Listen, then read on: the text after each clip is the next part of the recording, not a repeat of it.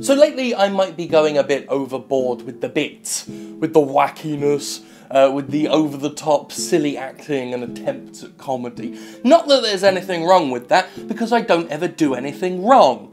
But you can't have too much of a good thing. You can desensitise people to my wonderful witticisms and zany goofs. So what we're going to do is this week, none of that. No costumes, no masks, no wigs, no weird instances, no attempts to have sex with pogs, none of that. Just straight up traditional classic Jimquisition. Me, glasses, fucking gloves, fucking podium, bit of wonderful chat and topic and discussion. Let's get on with it, shall we? I mean, it's just...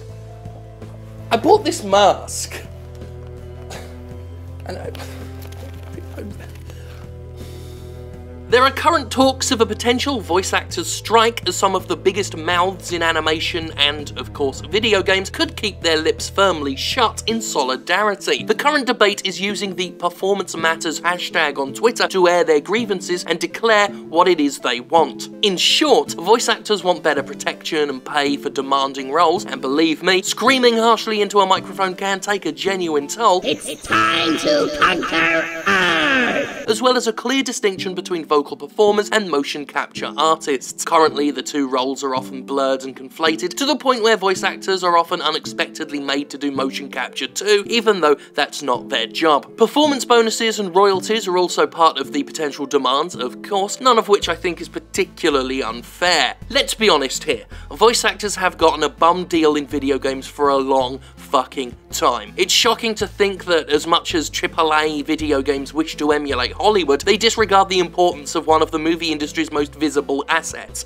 the fucking actors themselves. Most voice actors do their job for comparatively little pay, with no royalties and often little respect, to the point where genuinely talented vocal performers are overlooked and treated like ancillary, unimportant figures. As video games try to tell more interesting stories and sell us engaging characters, vocal performances are more important than ever. They can make or break certain games. Telltale's The Walking Dead is one of the most critically acclaimed games of all time, and I believe a huge part of that success is due to the immense talent and hard work of Dave Fennoy and Melissa Hutchison, who played Lee and Clementine. They worked together to create one of the most endearing and enduring relationships in video game history. If Clementine was played by Pauly Shore, I don't think we'd have had the same critical acclaim. It was Far Cry 3 that really sold me on the value of voice actors. Far Cry 3's story is, when you look at it, fairly cliche and humdrum, not all that spectacular at all, but I liked it not because of the pedestrian writing, but because of the confident and energetic performances, most obviously the deliciously sinister Michael Mando as antagonist Vars.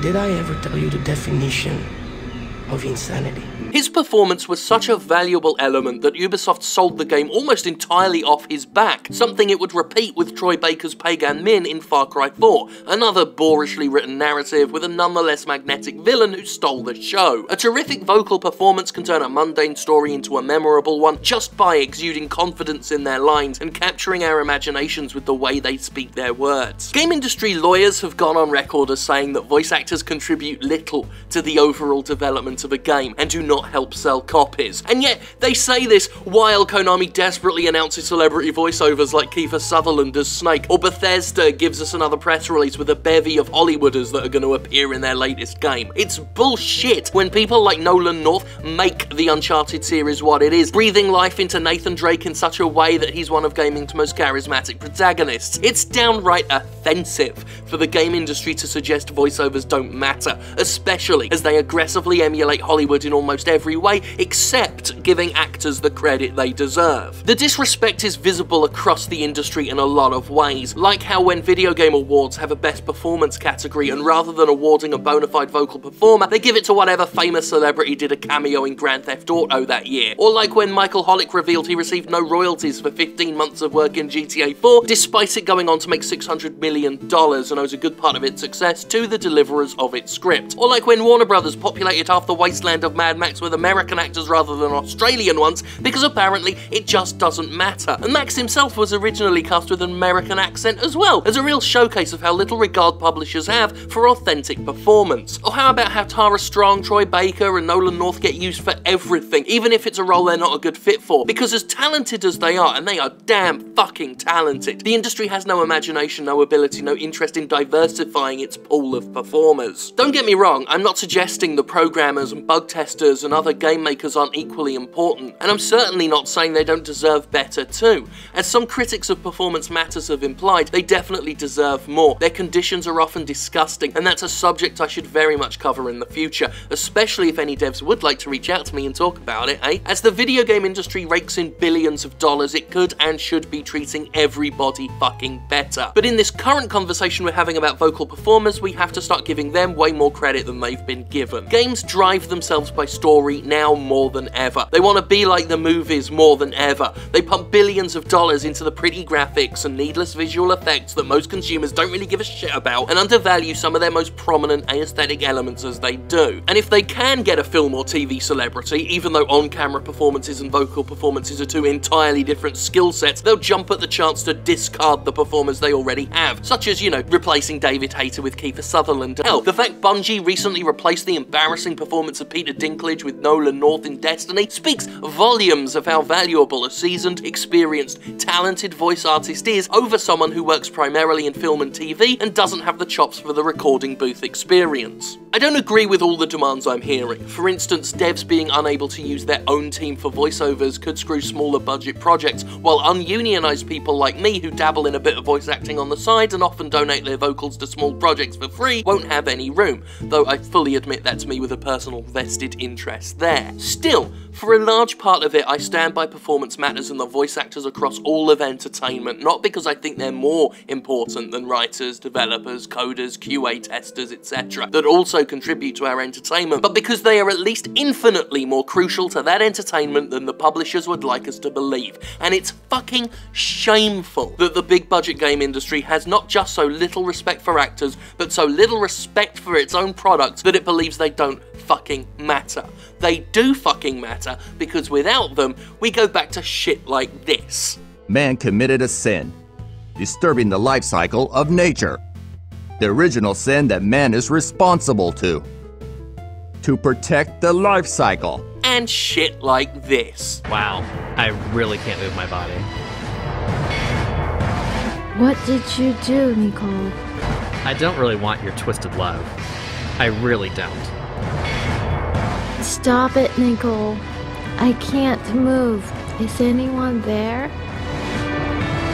I know you guys are having fun, but could you stop a sec and tell me why I am involved with this? And do you want to go back to shit like this? I sure as hell bloody don't, sunshine. Yeah. While we're on the subject of voice acting, I guess I should point out that I have a new gig, a new voice acting gig, which is coming up. Going to be helping out another indie dev, because I'm such a nice guy. But this game is called Albino Lullaby. Episode 1 is already out, so I'm going to be in episode 2. If you've not seen it, I have played it on this YouTube channel before, on the Jim Sterling YouTube channel, and it's weird as hell. It's like Roger Waters spunked onto the internet and it turned into a video game. I'm going to be playing one of the grandchildren. If I remember to upload a picture along with this, you're probably looking at a picture of one of the grandchildren now. I'm going to be playing one of those weird fuckers, so that's going to be a lot of fun. My microphone wire keeps, something on this keeps making a noise.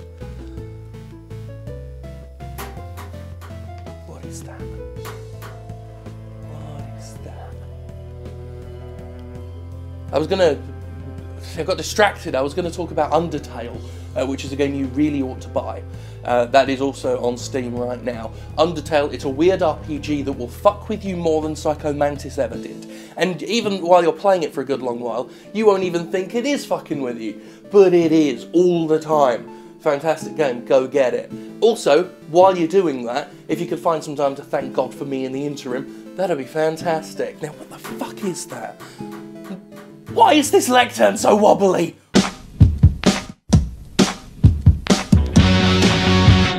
Either something needs tightening, or this thing's gonna fall apart.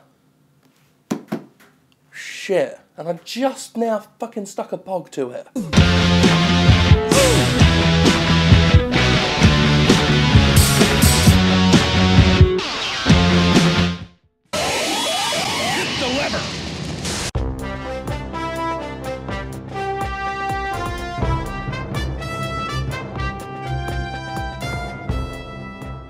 Time for a brief bit of fuck Konami news. All the news that's fit to make you say fuck Konami.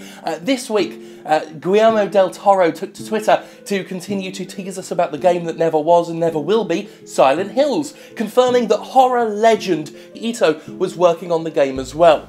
Now this guy's drawn some fucked up stuff, but we won't get to see that fucked up stuff in a Silent Hill game, despite it being a perfect fit, because Konami signed off on projects that it really had no business signing off on if it was never going to spend the money in the first place. So, fuck Konami! As far as that's concerned, I hope Hideo Kojima and Del Toro just go and make a fucking horror game. It doesn't have to be Silent Hills, just do a spiritual follow-up to PT, kickstart that shit, people will pay through their fucking genitals to get a hold of that. So, while it's sad that Silent Hill won't get a good boost from a whole bunch of talented fuckers, let's face it, if they want to make that game, they can make that game, and they can fuck Konami while they do it. Also, go to the Jimquisition store on Shark Robot and buy the Fuck Konami t-shirt. That's something we've done now.